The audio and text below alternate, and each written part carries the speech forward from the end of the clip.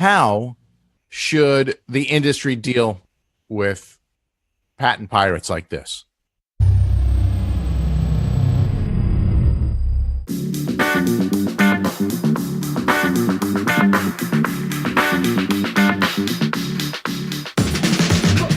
Welcome to Fish Biz, the business of fishing podcast. Keith Allen and Brad Nickel from Mark 5 Strategies on the heels of ICAST. If you attended this year, I hope it was as good for you as it was for us. Today, we're going to share some lessons we brought back from the fishing industry's largest international trade show, and we're going to discuss some controversies surrounding the new product showcase and a patent infringement issue that came to a head on the show floor at ICAST. So here we go with episode 7, Lessons from ICAST, New Product Showcase Controversies and Patent Protection on Fish Biz, the business of fishing podcast.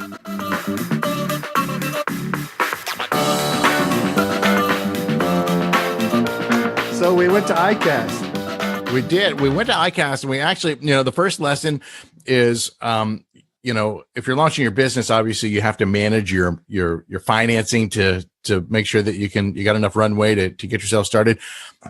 If you're driving to ICAST, you also need to manage your fuel.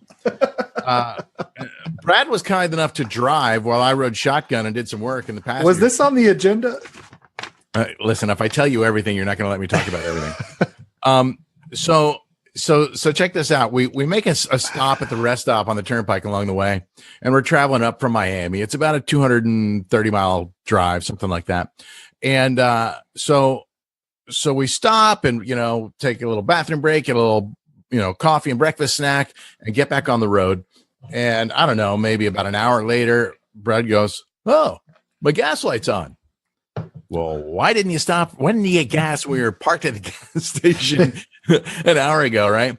It's like, normally I can make it. So we're now looking, it's like, the light is on and we have like 20 miles of fuel range in the, on the odometer. And then we see the next sign to the next rest stop and it says like 29 miles. And we're like, oh man, we're not going to make it. And so we're like finessing it now. He's backing the speed down. Cars are old people are passing us.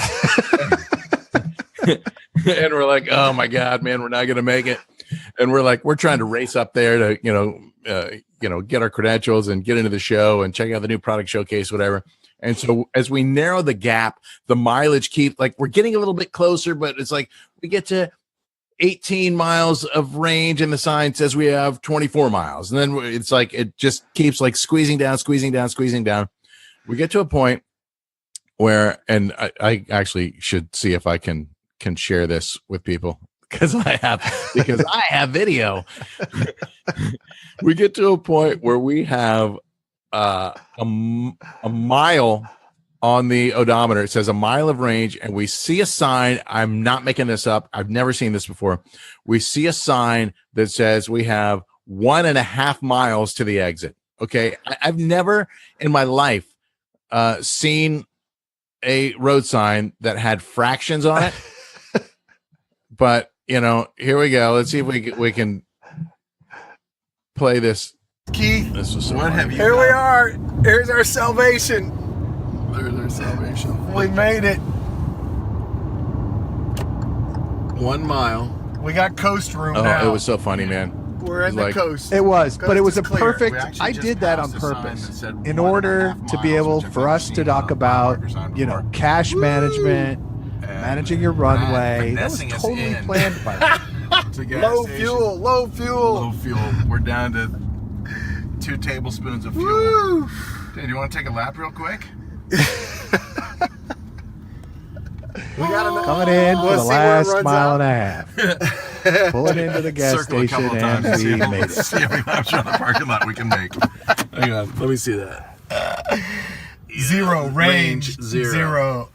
Oh, that's zero range. I feel very good about myself. I planned that to the T so I could have a valuable lesson to teach business owners about planning their cash flow, which we'll get into later. Cash flow and gas flow. There you go. Nobody writes for free. Not on my bus. Seriously though, it was a harrowing experience, but it is a good metaphor for one of the things we talked about coming out of ICAST is, everyone gets excited when it's their first ICAST and they write some orders, and they got a lot of folks who are really interested in potentially their products. But the reality that hits people is you're looking at 60 to 90 days before you see any cash after you deliver those products towards that. And if you haven't planned out your manufacturing run and the cash you're going to need for those orders, you could be in big trouble. So understanding and really planning ahead and managing your cash is a really important thing. But that was an interesting experience, to say the least. So one of the first things we saw, we get into the new product showcase, and again, I'm going to try and share some pictures here for you guys, because this cracked me up. Like, we do a little research. Actually, we do a lot of research before we get to the show to see who we want to go visit and what products we want to check out and what brands we think are worthy of spending some time with. And let's face it, there are like thousands of exhibitors there. So you cannot possibly cover them all in the 3 days time, right? You have to like pick your targets if you want to be efficient with your time and have a higher level of success converting some of those prospects into customers. You can't try and go see everybody. You got to pick your targets, look for the diamonds, and see if you can strategically spend your time with the people that you think you can benefit the most from, and they can benefit the most from a relationship with you. And that gets even more difficult in our case, because of the 15,000 attendees, I think about 9,000 are personal friends with Keith. and so everywhere we go in the show, there's another conversation. For us, that's great because it's great networking. But you really do have to be strategic about managing your time and hitting the high impact folks that you want to get together with. ICAST happens once a year, and it's a reunion for a lot of us. And so it's always great to catch up with people and see people that you haven't seen since last year. But I wish there was more time so we could actually visit with, and actually have more social time with friends. But it's like, dude, we are running, and a lot of people doing business are really hustling from event to event or meeting to meeting. And there's just not enough time. There's some great social events, but we go back to the hotel at night and we'd have go have a dinner and go back to the hotel and do work. So we really didn't get to socialize a whole lot, and that part I regret a little bit. But all in all, I thought it was a great event, well attended, well executed for the ASA. There's some new folks at the helm at the ASA, driving the events, and I thought it went well. The new product showcase, and we're going to get into some details on the new product showcase here in a little bit, but last year, and we made a comment in a previous podcast that last year, the new product showcase, it was like going to a swap meet, man. It was just tables and stuff laid out everywhere, and it was really, really hard to take in everything that was there. Now, in the ASA's defense, they really only have a few hours to get all those products laid out. But there does need to, let's just say there's room for improvement there. Now, this year, I felt like it was much cleaner. Maybe there weren't even as many entries in the new product showcase. But, one thing we noticed was, and this is something that we had touched on previously, Brad. One thing that we had noticed is, when you're in the new product showcase, ASA will let you enter, I think, five products in a category. Brad, why would anybody do that? You got me, and some of the biggest brands in the industry had 5, 7, 3 products in the same category. So what happens? No 7, but up to 5. Yeah, I mean, it's just nuts. You're cannibalizing your votes. Pick your best shot. Have the guts to pick your best shot. Put that one product in the new product showcase in the right category. If you've got a product that can fit in another category, put it in another category. But you're making people choose that are loyal to your brand potentially to vote between one of your 2 products. And guess what? You're now splitting votes off in a voting contest that has a very slim margin. So you've really got to pick your product and stick with it. Yeah, and we saw just about most of the major hook manufacturers, Owner, Mustad, Gamakatsu, all doing that. Strike King, these guys have been in the game for a really long time. Surprised to see them doing that. What I'd be interested to know is how many companies that entered multiple products actually won, right? How many of them who entered multiple products actually won? Because you are, like you said, cannibalizing your votes. You got two very similar products there. How do you decide, right? And in a category like terminal tackle, for example, say you have, I don't know, somewhere around 400, 500 people, members of the media and buyers that are actually taking the time to vote. In a category like, say, kayaks, which is, has, I don't know, maybe 8 or 10 different entries, there could be a lot of votes going to the winning product. In a category like terminal tackle, which had, I don't know, maybe 4 tables worth of stuff, there might be less than a dozen votes that goes to the winning product. So that's right. If you're splitting your votes, you're only hurting yourself. Let this be lesson number 1. If you haven't learned it already, enter one product per category. Absolutely. Actually, lesson number 1 is make sure you have enough gas in your car to get there. Lesson number 2 is one product per category. And, here you go. Strike King, same thing. 3 products right next to each other. Freshwater soft plastic. What's wrong with this picture? Yep. Yeah. Look, I mean, you're just spreading yourself thin and putting yourself in a bad spot. It's just not smart strategically. It would be like, a party in an election entering 3 candidates against one in the other party. It's just not smart. Yeah. So, there was a situation where I was going to vote on something and they had a competing product right next to it. I was like, how do I pick? Right. I like them both, but okay, I went with the one that I felt the strongest about. And by the way, I managed to pick 5. That was a product I thought was pretty cool. That bait up little bait bucket. I managed to pick 5 of the new product showcase winners. Trapper Tackle, we were really excited about Trapper winning again. Calculated approach. You see 4 boxes there, but it's all the same product, just showing different sizes of it. Really innovative product. We obviously worked on and launched in 2016. We put together a formula and that formula was repeated this year, and it worked well. It took, it takes a great product. It takes some great content and some PR, and Trapper was able to capitalize on it and win again. Congratulations to those guys. Here's one I voted on it and liked. And again, this was one category for them. It was their prop series of baits. They're showing the range of baits they have in that series. And Lunker Hunt put together a really killer product and managed to take soft lure freshwater category with that bait. Hey, Keith, did you see that article about 13 sending out the $99 rod to all the press in advance, and then they won Best in Show, and everybody was shocked that they won Best in Show? 13 Fishing, that was another product that I had actually voted for, and this one, the Daiwa tackle bag. 13 Fishing, right? It had this kid's rod, and this is a really cool deal. Like, all the kids' rods in this section were your basic branded, a Disney princess, a Star Wars, something like that. This is, and the reason I voted for this outfit is because it's a legitimate combo that a young angler can catch legitimate fish on, right? You take that Disney rod out there and you catch a 4 or 5 pound fish, you're going to have, you can land that fish. I've done it with my own kids, but it's really, really tough, right? Not really designed for that. This rod, a young angler can go out and actually, catch quality fish with it. It's got enough backbone. It's a quality product. It's still at a great price point.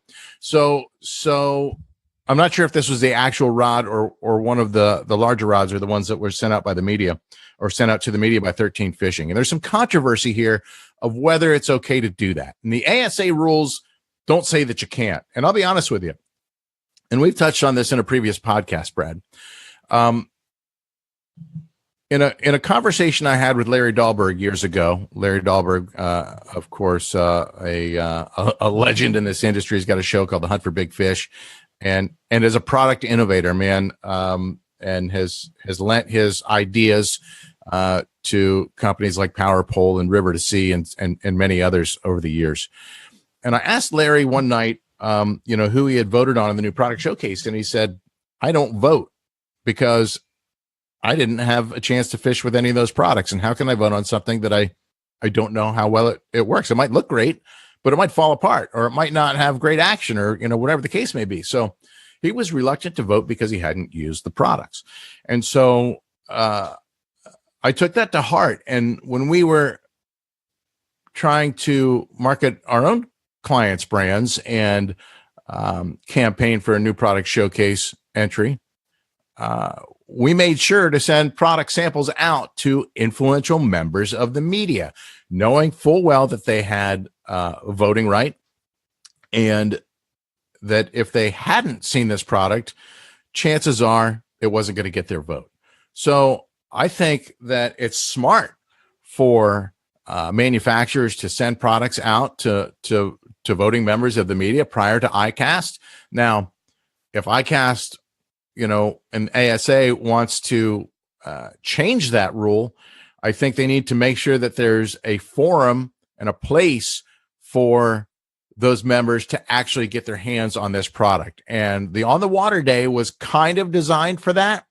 But listen, there's thousands of new products. There's no way you can get through that in a day. So that's why we send it in advance, and we send them, weeks or even a month or two ahead of ICAST so that they have time to play with it and work with it. And it obviously makes a difference. So go ahead, Brad. Yeah, I mean, there's something else in this that I really want to touch on from a marketing perspective, right? It's sending your product out to the media helps you with these votes, right? So you say to yourself something like this: $99 rod. Let's say 13 Fishing's in for $15-20 manufacturing on this, or maybe more, whatever it is, right? But at the end of the day, it's a calculated risk, and this is the kind of calculations you need to apply to your business. If you're selling $2 packs of lures that cost you 50 cents to manufacture, how much is a buyer at a major chain or a store owner worth to you? Is it worth it to you to spend the 50 cents on sending that product to the buyer, to the media person, or to the store owner to get it in their hands? Because at the end of the day, you're going to turn that into a customer that sells 20, 25, 50, 100 units a year. The same goes for why somebody like 13 Fishing would send a $99 rod out to media and to buyers that are going to vote for this product, because number one, they're getting the attention of the media and the buyers. And so those people are going to talk about it, think about ordering it, have it in their hands, and see that it's a quality product. And number two, at the end of the day, winning Best in Show calculates into thousands or millions of dollars of revenue because of the hype around winning that category.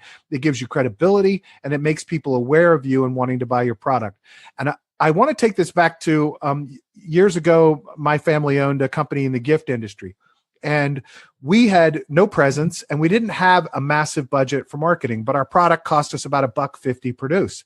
So we started shipping, bought a giant list of thousands of gift shops around the country, and we started shipping that product out to every one of those gift shops, one piece to every one of those gift shops.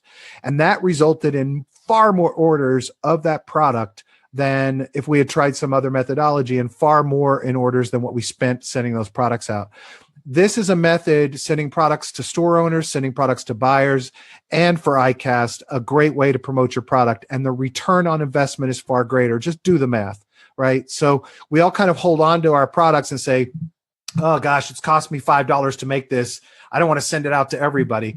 But guess what? If your product is good enough and people will be interested in it, they're far more likely to purchase it if they have it in hand. So just something to think about in lieu of why somebody like 13 Fishing would send out a $99 rod to all the media, because the return on that investment is so significant that they had to.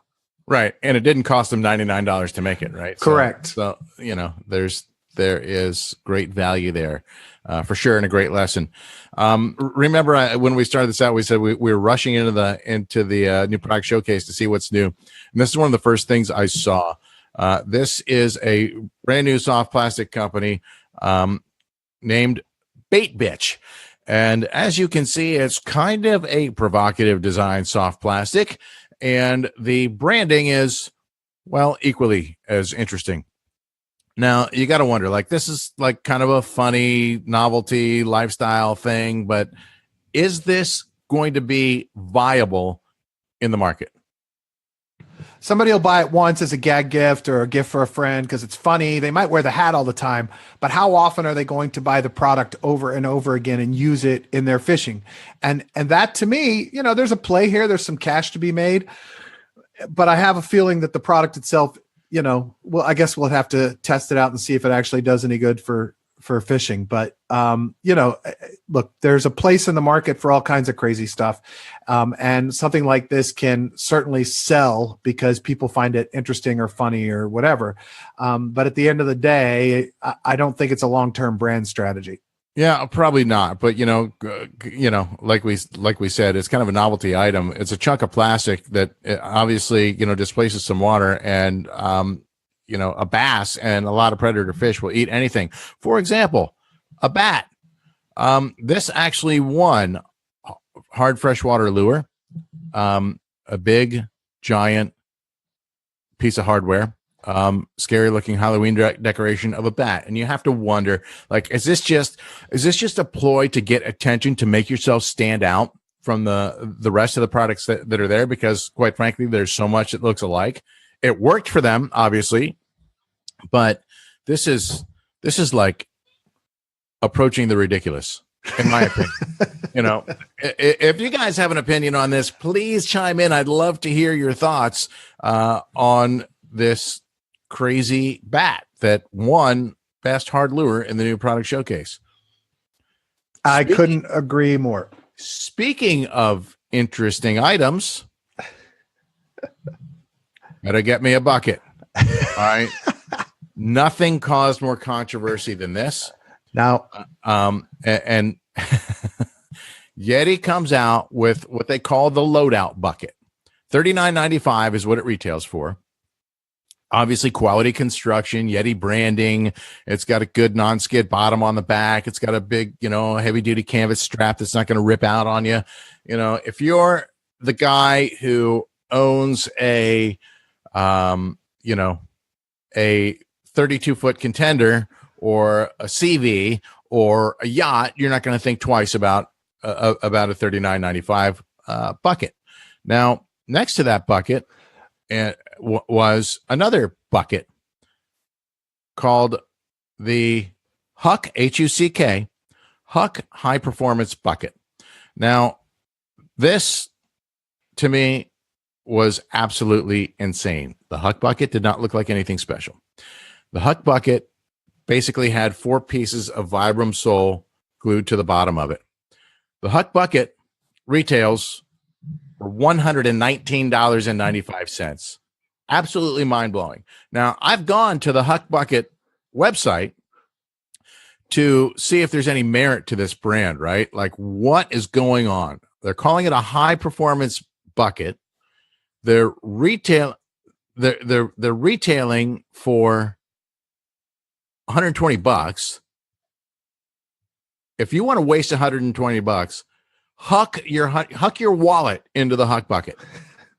Well, let's step back though to Yeti, right? And why this works for Yeti, because we have to go back to kind of their origins, and we're actually working on getting Yeti folks, some executives on the podcast here, and that's something else we want to talk about, is that we're gonna start really interviewing a lot of entrepreneurs and executives in the industry to get their personal insights. But Yeti is obviously a brand that creates a high quality product, but they're also a brand that is lifestyle oriented, that has created a drive and a desire for their products around the name Yeti.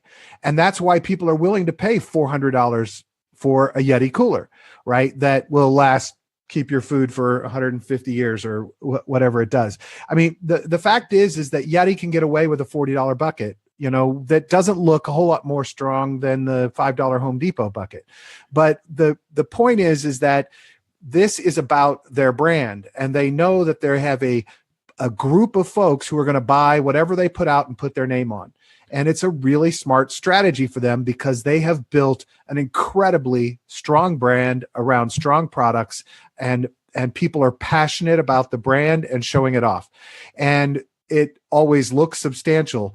Did you see that article, Keith, that I sent you that showed that Yeti has actually, they launched a store, but it's not really a store. It's a museum, a Yeti museum of their products. You can buy products there.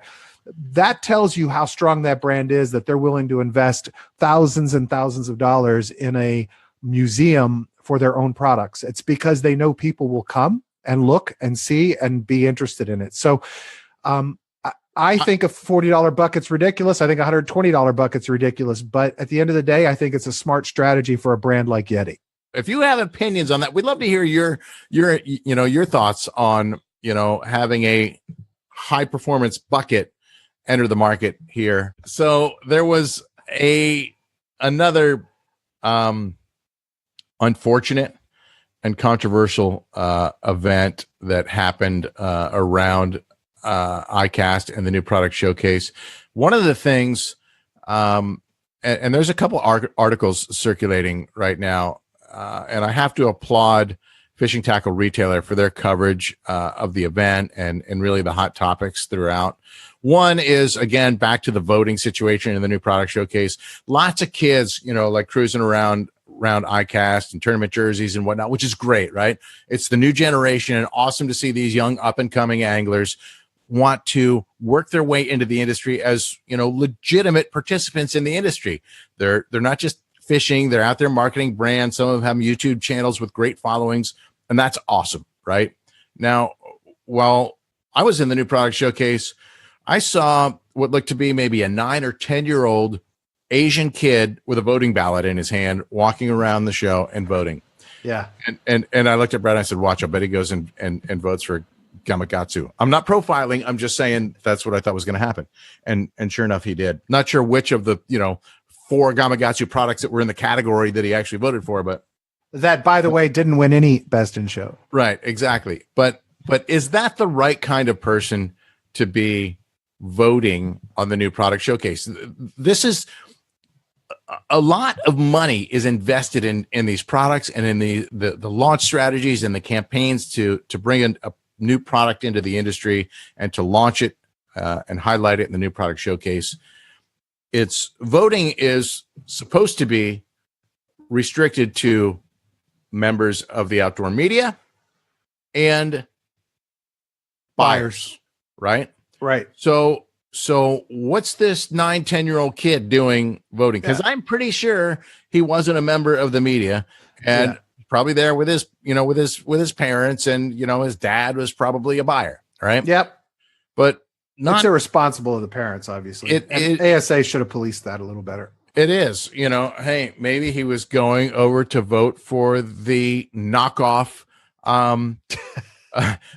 lures that Headstream had out there. And that brings us to the next topic, and this is a hot one, man.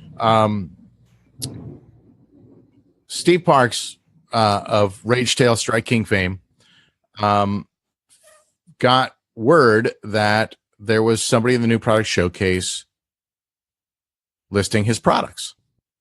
He's like, how is that possible? There is no new Rage Tail Craw. I don't have a new Rage Tail Craw in the new product showcase. Well, he was not allowed to go into the new product showcase because he's not a member of the media and he's not a buyer. And so access is restricted until voting is over. Well, obviously a member of the media or one of the buyers from his sales group informed him of what was happening in there. And so he printed out his I'm sure had his attorney print out his patents and mailed them to him and emailed them to him and marched them to the ASA show office. And after review, learned that this Chinese manufacturer had created a product called the Rage Tail Craw, which is a product that Steve created for Strike King.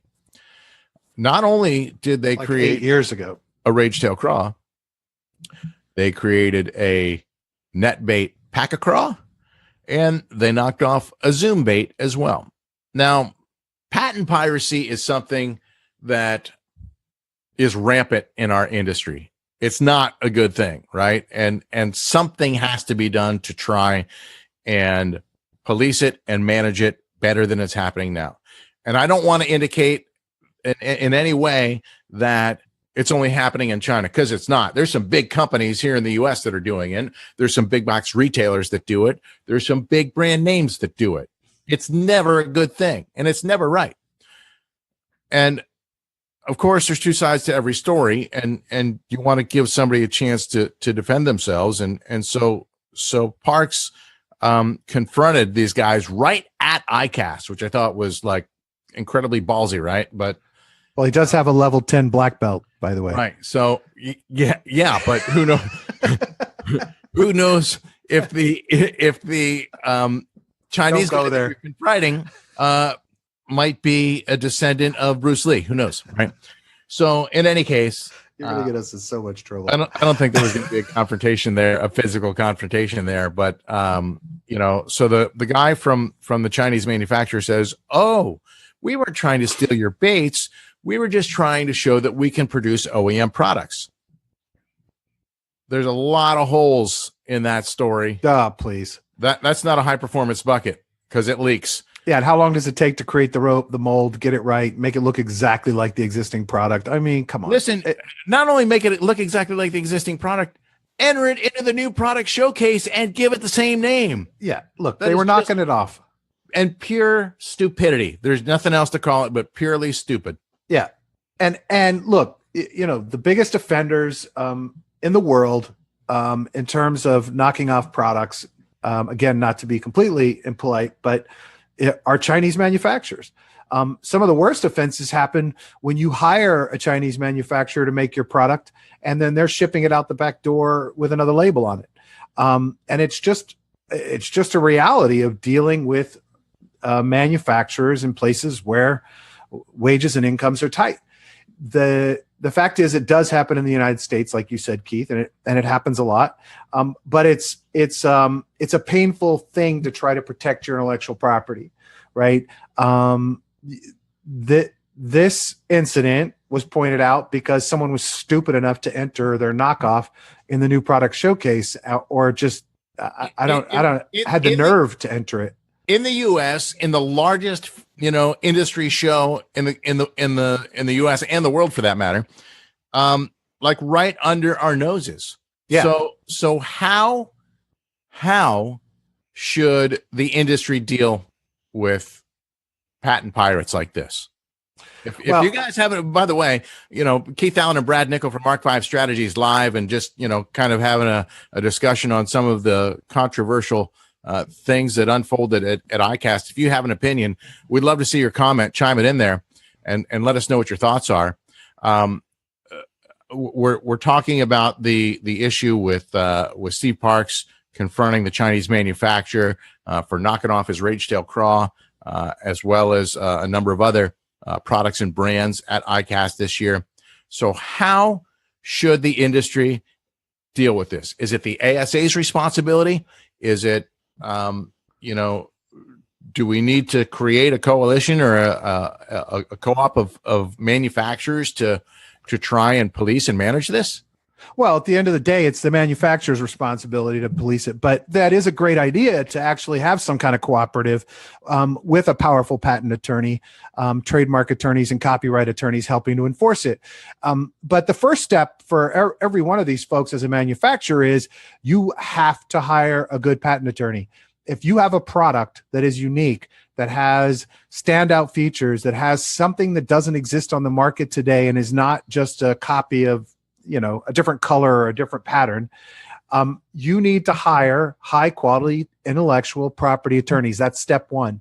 Step two in dealing with those intellectual property attorneys is making sure that they don't too narrowly define your protections.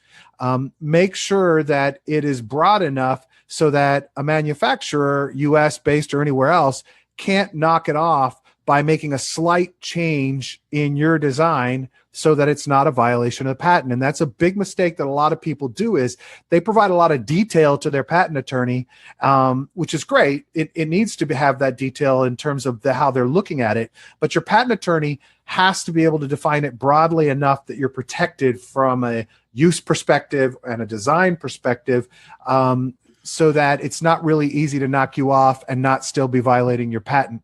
So that's really important. And if anybody out there has a product that they're thinking about bringing to market, Keith and I have some great resources. Feel free to fill out the form on mark5strategies.com. We'd be happy to help you out with that. Another interesting way to protect your intellectual property is through trademarks. We did this with Trapper Tackle, and we've seen. And I wouldn't get too detailed there, but yeah, you know. No, but I mean that you can trademark shape and design and make it part of your brand. So if something you're creating is unique, you can brand the product and protect it with trademarks and copyright. But again, you should be talking to an attorney about this. You should not be taking the advice of Nickel and Allen LLC. Yeah. And you know who else does that? AFCO. Has done that with the unique shape of some of their products. And so not only are they patented, the shapes and designs are patented as well. Listen, you need to button up the best you can, and you need to do so before you bring your products to market, because you only have a limited amount of time. Once you start selling products, the cat is literally out of the bag, and you're exposed at that point. So make sure you are getting advice from either a legitimate patent attorney or a patent agent. And again, if you need some help or need to be pointed in the right direction, we've got some folks that we worked with over the years that have been great to work with, and be happy to point you in the right direction. And here's the sad, painful reality, Keith. Even after you spend the thousands of dollars on the patents and the trademarks and the copyrights, you're still probably going to get knocked off. So there's two other ways for you to stop this. And to me, these are the strongest ways to prevent outright flagrant loss of revenue because people are copying and knocking you off. The first to me is establishing a strong brand identity, right? So establishing a relationship with consumers, making people know that you're the original, really, really building a brand around your product and connecting in the marketplace so people know to look for your brand when they want that type of product. So to me, that's one of the strongest ways to make sure you establish your brand and protect it. But to me, the best way legally to go after this in the United States, at least, or in Europe, because fighting patent laws in China and other locations is next to impossible. Right. And when you shut fortune. Right. You shut one down, they're going to open up across the street under a different name. Right. So shut it down where it's getting sold. To me, one of the best ways to kill this is to shut it down at the retailer level and shut it down at the distributor level. If somebody is selling knockoffs that violate your intellectual property, go after those places that are carrying the knockoff products and make them take it off the shelf. The laws in the United States protect you for this, and you can even have that protection extend to federal marshals removing product from stores. So it's just a really important method, and you're going to have to protect yourself across multiple levels.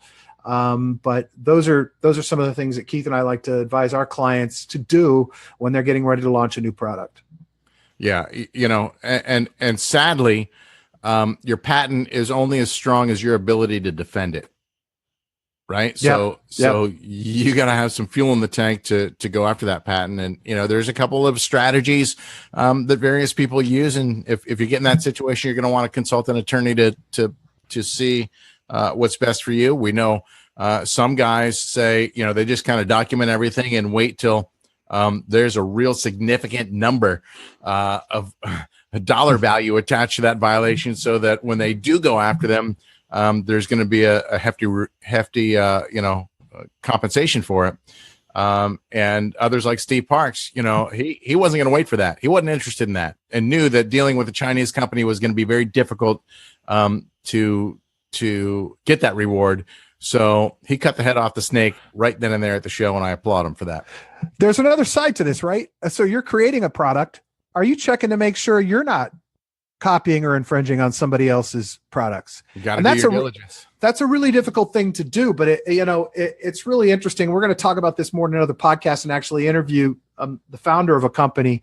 But there are use of substances, there are use of paints and colors and designs and casts that can violate patents.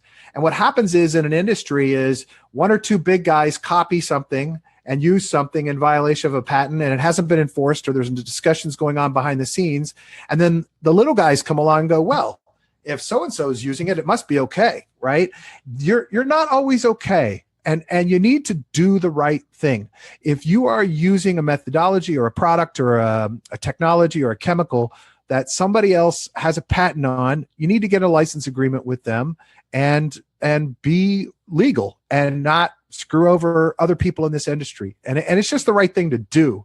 And so you need to make sure that before you launch a product, you're not stepping on anybody else's patents. Now, a patent attorney is going to help you with that, but it's also the ingredients in the products you're creating that you need to be careful about as well. No question. No question. Well, we could probably dive into that a lot deeper. If you like this kind of content and you like us to keep doing these kind of conversations live, please let us know. Please give us a thumbs up, like, and share with your friends. And we'll keep, if this is something you want to see more of, then by all means, we'll keep doing it. And if there are different topics you'd like us to cover, put those suggestions in the comment section below, and we'll do our best to cover those as well. We've got some great lessons already available for you at mark5strategies.com. Of course, you can download them on iTunes and wherever you like to find your favorite podcast. Look for it. And subscribe. By all means, subscribe and share it so that you don't miss any of those lessons that we plan on rolling out. Again, this is the first time out going live for us. It's fun to do this and have these conversations, but we only want to do it if it's something that you guys are interested in. And gosh, we hope you guys will participate with us and join in on the conversation. First time playing with some technology. So, hopefully most of this worked and we'll get to do this again. Again, if we can help you in any way, you know how to find us. And if you want to subscribe to the FishBiz podcast, we'll send you over to, go to the website, mark5strategies.com, and you can sign up right there. Super easy. How about that, right? You can also visit fishbizpodcast.com, and that'll take you straight to the podcast page on the website, guys. Beautiful. For Brad Nickel, my name's Keith Allen. Thanks for joining us. We hope to see you guys again soon. The weekend is here. Hope you're planning on going fishing. Keith,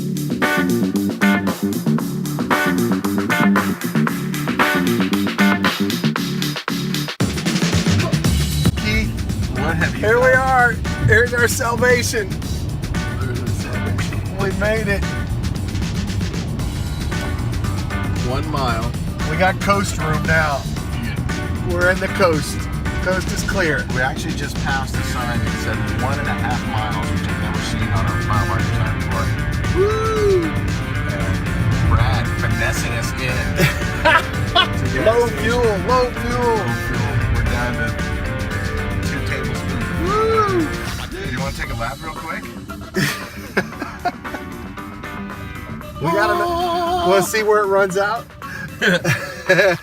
Circle a couple of times and see how many laps around the parking lot we can make. Hang on, let me see that. Zero range. Zero. Oh, that's You're feeling good beautiful. about yourself, Mr. I feel Nickel? very good about myself. I planned that to the T so I can have a valuable lesson to teach business owners about planning their cash flow.